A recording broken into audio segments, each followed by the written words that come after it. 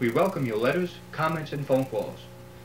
We can be contacted at 516-696-5677. Or you can write to us at Frank Discussion, P.O. Box 330, Selden, New York, 11784. Also, we at Frank Discussion would like to make it entirely clear that the thoughts and opinions expressed within this photoplay are strictly ours and are not necessarily those of TCI Cable of Brookhaven. We are in no way affiliated with them, or are they with us.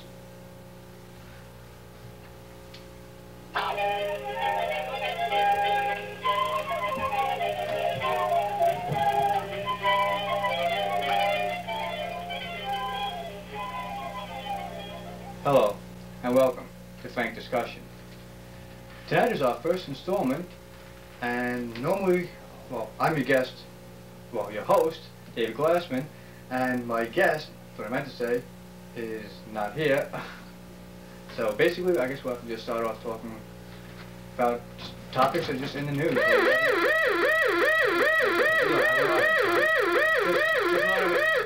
Just what I meant. What is that, a fire door or something? How you doing? What I meant. How are you, Dave? Well, I was getting a little scared there. So we're just starting our first show. And, it's cold out. Audience, I just want to let you know this is our guest. Thanks, guys. The crew's been doing this for me. Our guest, Thomas McNulty. 5 cents. I like that. Thank you. Hi, how are you? So, Tom, before we start the show, would you like something to drink? I'd love to drink. Is Scotch okay? Scotch would be fine. Johnny Walker Black, right? Yeah. Okay. Thanks, man.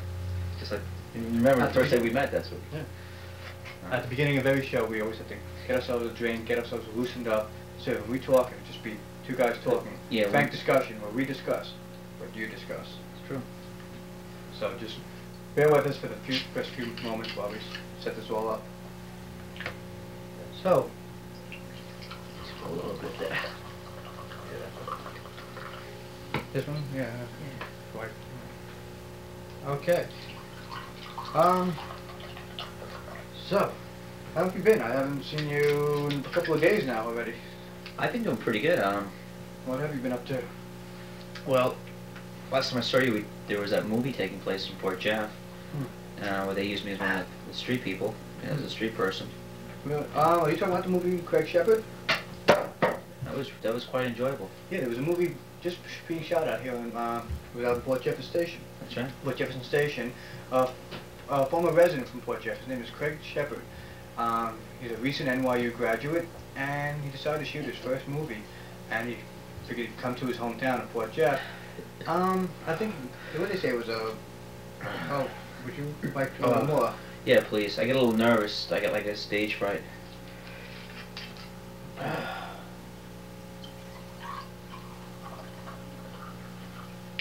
Thank you.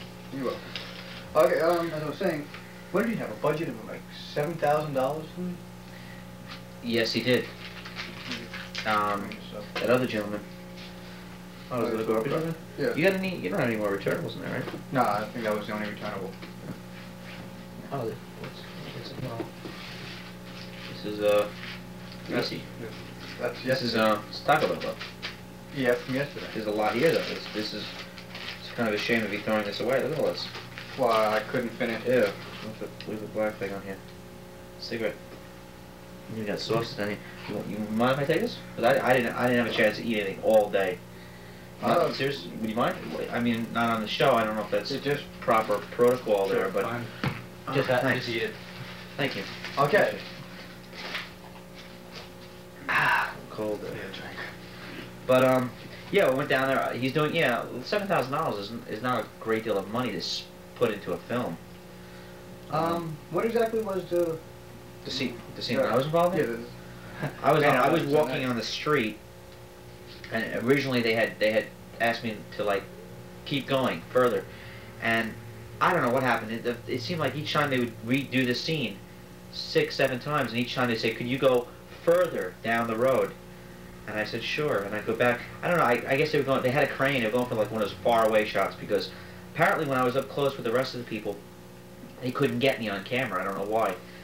So they made me go really far back where Well, I could barely see what was going on at one point. because I was. And I waited for them to come I and got get me involved. later, tell me when they finished shooting, and I didn't see them. I guess they moved on to the next shot. at that I did point. get involved with the filming. There was a funeral scene that was shot.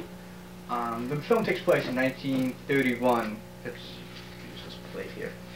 uh, I'm gonna make a mess there. World War One, a World War One veteran.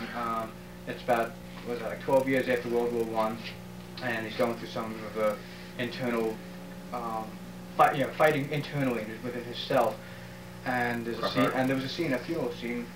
So I volunteered to help out. You know, I'm just always looking to get involved with things. So I volunteered. That's what the beers like this, that 1930s look. Theater's a great thing. Oh, theater. I love theater. You know, I've been doing a lot of things around. You know, I was Stony Brook University. I help out with a lot of their shows. I used to be a student there until I left the state and went to Florida. But I'm back here in New York, right back in Long Island, where my roots are. Because I love Long Island. I mean, there's just something about it. I mean, you can take a man out of Long Island, but you just can't take Long Island out of the man. Cool. I guess I'm living proof of it. Yeah. I wanted to get into theater Yeah. when I saw that movie, Down on Beverly Hills. Yeah. I actually thought that I thought of coming out with my own screenplay and something like that. Down out like New York, on Long Island, because that's a really rough area. You know, that's a really bad area to be down out. I mean, how do you complain about being down out in California? I mean, I watch the shows like 91020 3, 90210. and I mean, how you feel? You know, look at how these people live. You know, it's hard to feel sorry for anybody. I mean, even the people who are not doing well, comparatively, must be getting better treatment than the people, you know, out here. Out here, people, like everybody is in a bad situation out here on the island.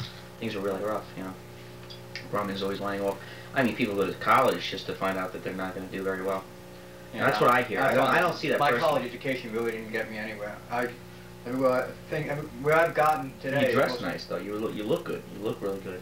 You know. It's just knowing which thrift stores to shop at for the best deals. Yeah. I can say that that's important because you know, it's all how you project yourself. You know, if you're gonna get involved with people, you gotta have an air of confidence about you.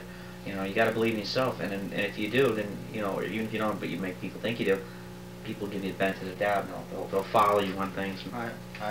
You know. I totally agree with you on that one point. Yeah. Getting back to the Craig Shepard thing. In fact, on our next installment, I believe I'm going to be having an interview with Mr. Craig Shepard. I suppose he's still doing filming this week.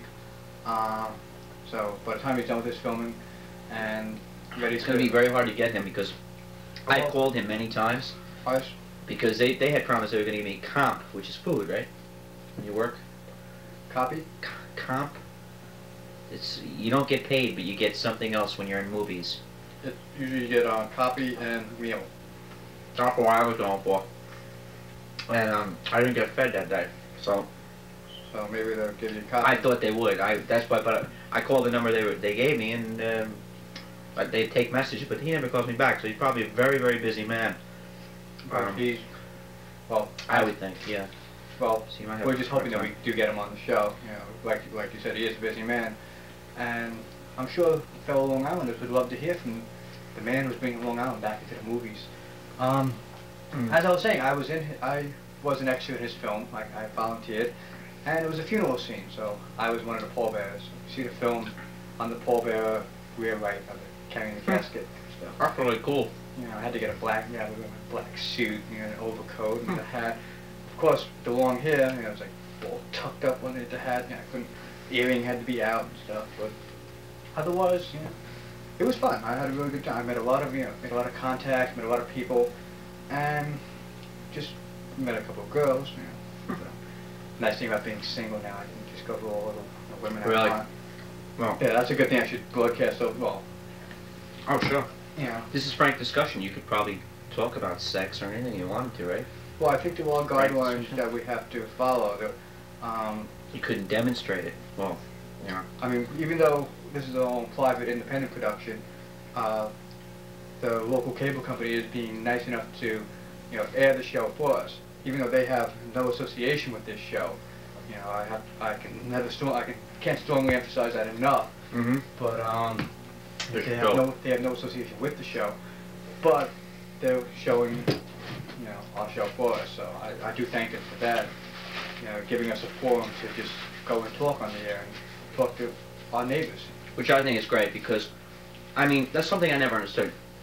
You see all these singers singing these like really tender love songs and stuff, and they're like millionaires, and they don't have any problems. So I don't want to hear about, I don't want to hear a millionaire like singing the blues to me. I'd rather see some blind guy with one arm laying in a gutter, covered with saliva, singing a song, because then he's singing from the heart.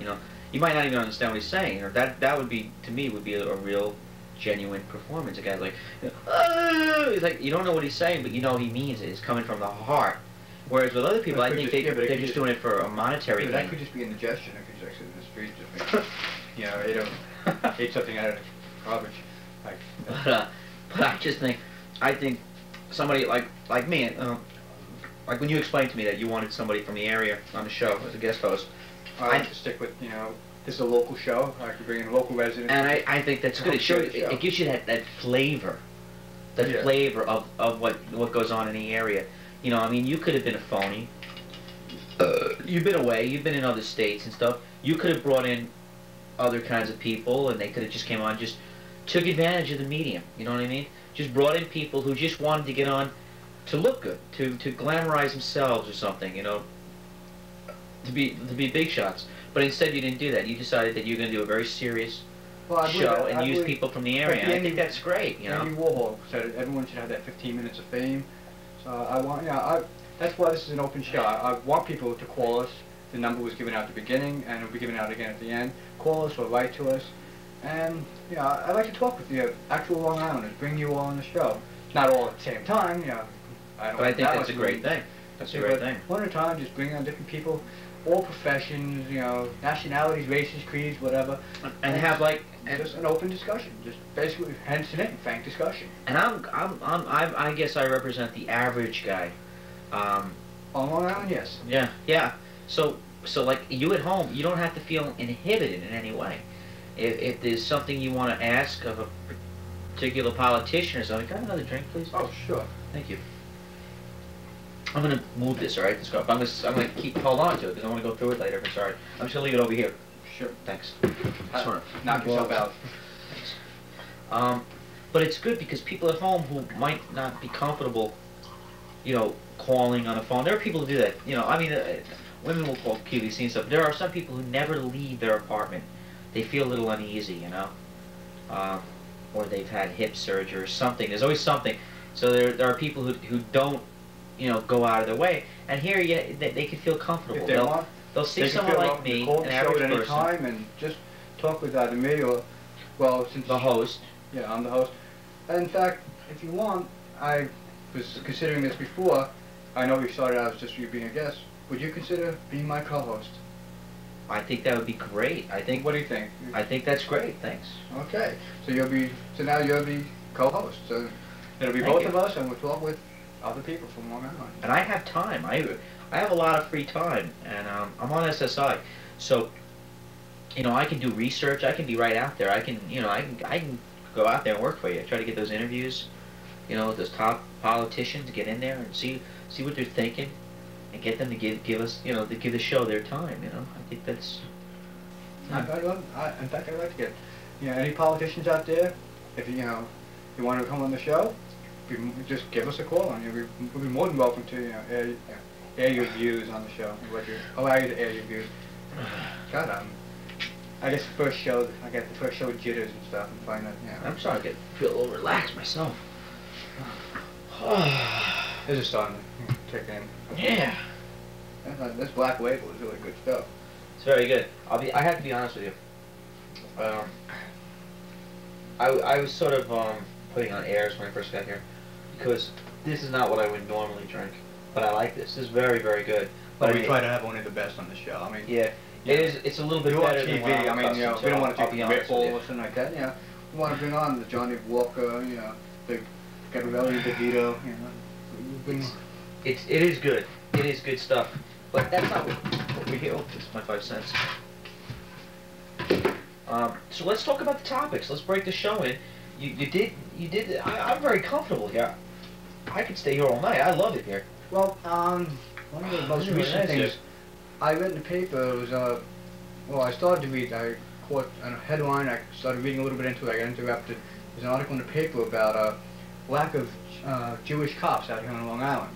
Huh. So, I'm surprised you got- did you read, did you happen to read that article? It was a couple of days ago in the paper. No, I did. Because I was wondering what your views would be on that.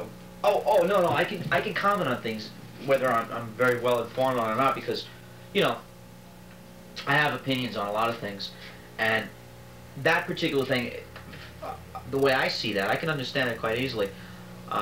Jewish cops, not enough Jewish cops on Long Island. I would think that there's a very simple reason for that, because I'd like to hear it. Okay. the problem working, you know, it's a team. You got to work as a team. Yeah, You know, they're known for that. You know, the Suffolk County Police. Oh yeah, oh yes. Well, I don't know what Suffolk County Police are known for, but I mean cops on TV. You know, real cops. I'm talking about. You know, like, you know, the real cops. I'm not talking about Long Island cops at all. You know, they're real cops. No, they're real. They really are real cops. But I mean, you know, Yeah. you know what I'm talking about. And anyway, I think that as a team, you do what the rest of the team does. You know what I mean? Okay. Like in LA, they know this. You know, when one officer is stopping a man, they don't think, they just do. That's their job. They all get involved. They do what they got to do, and they don't think about it. It's like, you know, pay the consequences later. Just, you know, maintain control or something. I don't know what it is out there, but out here it's a whole different thing. It's you're working with different groups. The Teamsters understand this whole philosophy. You got to keep things going. You know, everybody, you know, doing their own thing. I think the guy who owned all those car dealerships, he understood. Yeah, he understood what was going on. And I hate to say that, but that's the language of the land. You know, so I think what it is the police, the Jewish police, don't quite don't grasp this. The Irish people have this down pat to a science. Because you'll see, you know, from what I've heard, a lot of my relatives were bootleggers. You know, they were very big in different groups and stuff. Presidents of this association and that and this. And I think what it is the Jewish cops haggle too much. That's what it is. If there's a robbery in progress, if there's some kind of crime taking place, and crime is out there, people, it happens. We have Crime Watch on one of this cable system that we're on, that we're not affiliated with, but we're on this cable system, and you see things going on, and that's the stuff that's reported. Now, come on, you know, like in rapes, there are a lot of rapes that are not reported. Yeah, okay, because you never hear about men being raped. So I guess that just doesn't make the news. I think of it as, first off, you know, girl takes advantage of the guy, most likely the guy wants it. I mean, come on, you know, guys. Well, that might be a misconception. It's like a bragging thing. Yeah, but that's putting yeah. down your own gender. That's what women want us to think. That's a control type of thing. I only wish there was more women want to take advantage of me, but I think they probably have. You just don't realize it. I would say that I'm pretty sure that I've been taken advantage of 1 or 2 times. I just might not remember it. I might have been sleeping or something, or drunk or something. Who knows? All right, but getting back But to it this happens. Jewish cop thing, now you were saying, what is it? You're talking about? Well, like the with the Jewish rape cops thing, haggle? a lot of crimes aren't committed. So I mean, aren't reported. So you know, with the crimes we're hearing about, those are situations where they couldn't work things out. They couldn't rectify. They couldn't come to an understanding. And it's probably Jewish cops. All the crimes. That's why, you know, people. You know, there's no reason to have a problem with any ethnic group.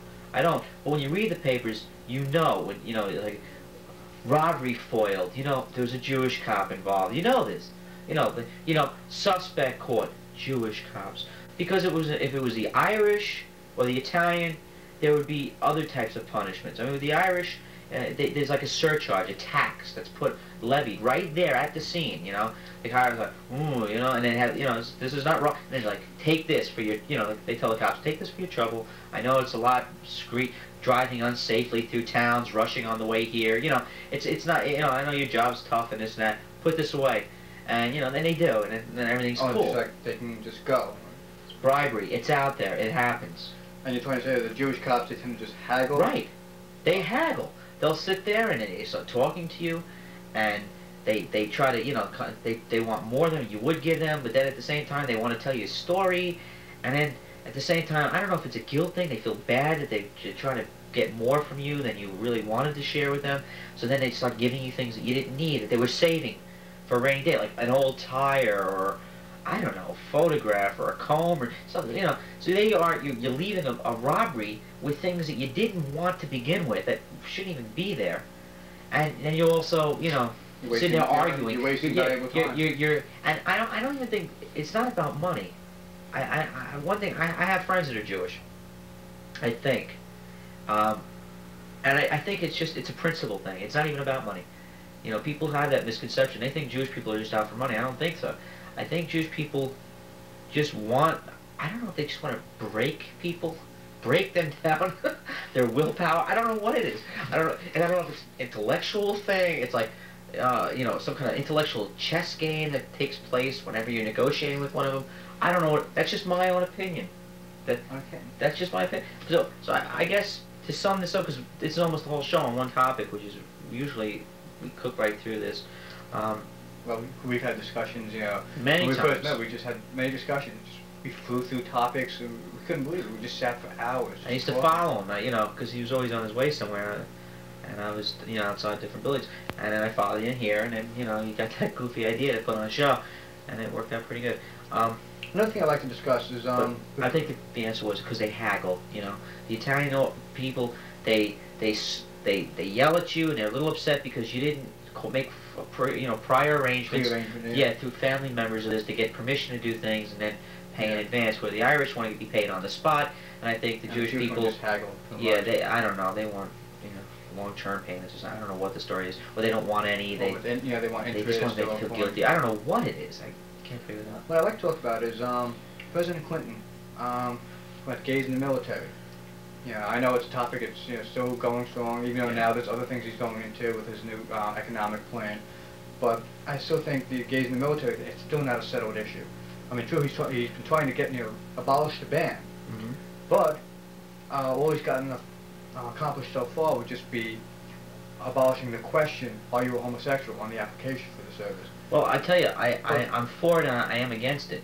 I'm for it in a way and I'm against it. First of all, my having been a military person, I was in the Air Force, I do think there's a problem with having gays in the military. Well, there is a morale problem. You can't keep surfacing submarines every time there's a Irish Day parade or something. In Huntington, I mean, you can't have that. That's ridiculous. Well, you can't have men in, Port of Call rushing back to Huntington to march in a parade. I understand your point. No, I see more as, I think there is a morale problem. I mean, you're in the showers and stuff, just no matter, you're in tight quarters with these people, you start wondering, looking at me, are they checking me out, or just look, they happen to glance at me, or are they checking me out? Right. Like in football, it wouldn't be a good thing. People usually, they pat you on the behind as a sign of support, like, that was a good play. That was a good play. Okay, but if the guy, doesn't pull his hand back, and and then you said, well, is he homosexual, or was that a good play? And then it messes up your whole train of thought and the way you play the whole sport. So I think the same applies in the military. You start wondering, did that guy save me from that bullet or whatever because that was his job, or he do it because now he feels I owe him something, Right, you let him on, right, sure, So, not even meaning to. I mean, we've had a straight military. There might have been gays in the military, but because of our bans, the bans we've had throughout the years, centuries even, was about 2 centuries, 3 centuries we've had an army, and they couldn't come out of the closet within the service, otherwise they'd be court-martialed. So they couldn't, let on they were gay. So all these years we've had a strong military. Now with all this friction, with this friction comprised going on, of poor choice of words, I know. Gays, and everyone coming out of the closet and being allowed to come out, I think there's going to be a big morale problem. There's going to be a decline in our armed forces because there's a lot of homophobes out there. I have nothing against the gay, the politically correct, homosexual population, but I don't feel I should, it's a place of the army where I'm going to be in an area with a lot of same gender. Right. I think, So you're saying, well, you're talking about the army, because if you're in foxholes and stuff, and you're crawling and stuff, and here's a guy with a, thing, and he's behind you, I don't know if that would be a good thing, because you might be enticing him, because even though you're trying to get a shot, your buttocks is moving around there, and it's mesmerizing him, it's hypnotizing him, it's calling to him, and I think it might distract him. He might be flying with different people, just going, "Oh, I love you." You can't have that. I understand, but at the same point, a bunch of 1,000 gay American men storming over hills, going, "Woo, baby!" They're running when they're waving sheet, colored sheet things and headbands and stuff. Like psych out the opponent. Yeah. Yeah, it would scare them. And in wartime, don't you always look for that element of surprise? Wouldn't that surprise people? Maybe. I was thinking, if you separate gays within the military, but then again, that might be another form of discrimination. But the question is whether that would be... Well, there would be a separation eventually. But I'm talking separation, as far as gay quarters and regular quarters. But then that might be another form of discrimination. So like when we used to segregate the blacks from the whites, blacks at the back of the bus, whites... Well, I think you have to segregate because of there's a differential. There's like a conversion. I think because how many gay men... Which is the greater of the two evils? Discriminating against them within the service and separating them, or discriminating from them and telling them that they can't go in at all? Well, I don't think it would matter if the military discriminates, because there's real men discriminating against... I mean, they do... so they're used to that anyway. They finally allow women in the military, except... See, that's what's great. Gay women don't give it away. But they just act a little more manly, and it's a... But women... And that's more acceptable. But then again, women aren't allowed... There's another form of discrimination. Women aren't allowed to be in, like, the infantry positions and stuff. So, well, no, I'm all for that, because... first of all, I don't think if you're having children, you shouldn't even be in the service. I don't believe that it should always be an issue with women, no matter where they work, breastfeeding. That's all you ever hear. It's like, well, they have a right to breastfeed on the job, and they should have certain time off when they're having babies and stuff, and companies should give this and that. And that's great, Infantry. Infantry. Right. I don't think that's necessary. I don't think pregnant women are going to be any kind of positive force to reckon with. I mean, I say infantry. I mean, all right, you got PMS, you have some motivating factors. I mean, that's a good argument for putting Geraldine Ferraro in the office. Top. But infantry, as in shooting the guns, front line positions, infantry. Women with kids in the infantry. Shooting guns is Army. Right. Well, Army, Marines, they all have infantry, front line positions. Infantry, children. Infantry. Infants. Infantry. No, it has nothing to do with children. The word infantry does not mean children. It's just infantry, which is shooting the guns. You have women in the Army. That's infantry. You have women. Okay. What are you talking about? He doesn't even know. Infantry, women with babies in war. And I see that, and again, it comes down to motivation. What is motivating these people? Are the homosexual men there to kill? I don't think so. I don't meet that many frightening homosexual men. I'm not really intimidated by that many of them. I get insulted by gay men because they never come on to me. Not that I want them to. Have you ever seen the Pink Panthers? It'd be nice if they just at least look at you in that way. Tom, have you ever seen? Because I'm a man, right? Tom, I don't have you ever seen the Pink Panthers? Excited. The Pink Panthers? They're a group that's similar to like the Guardian Angels and stuff. They're a militant group, homosexual militant group. I don't know. I myself, when I first read it, I just couldn't think of. Pink Panthers, no. I could. They have a little Pink Panther claw. Oh, really? I just couldn't see them.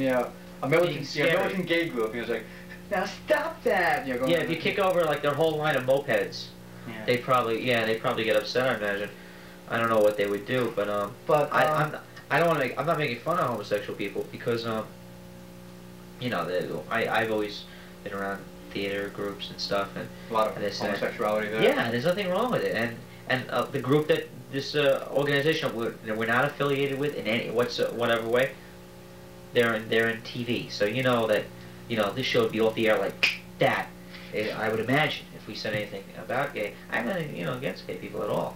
Okay. So the whole issue was again it comes down to I guess getting over credibility, maybe? Getting over most people's fears of homosexuals. And we can I guess so. It's an important issue to talk about. We have to come to terms with this. Okay, there are people out there that are, I have to, we're coming to a close. I can see my stage manager. And maybe it's a good thing to put Stage them manager just telling me we have to give wrap them this up. guns because they can defend themselves. My Because stage manager just you know telling us that we have they to... can't fight good. I don't think they can fight Okay, good. They bruise easily. Tom, we have I to mean, wrap, I would give we them have to wrap guns. this up. My station manager's telling us, so I should Can we, wrap this still up. get the, can we finish this, or do we have to save this for next week? No, Do they we can replace finish it? it up afterward. But All right. so this has been Frank Discussion. Cool. It's an open forum talk show. So if you'd like to give us your comments, write to us at Frank Discussion. You PO read Box. letters though, right? That's yours. Yeah, I'll read letters. So write to us with your suggestions, hate mail, fan mail, at Thanks. Frank Discussion, P.O. Box 330, Selden, New York, 11784. Or you can call us at 516-696-5677. Frank Discussion, where we discuss what you discuss.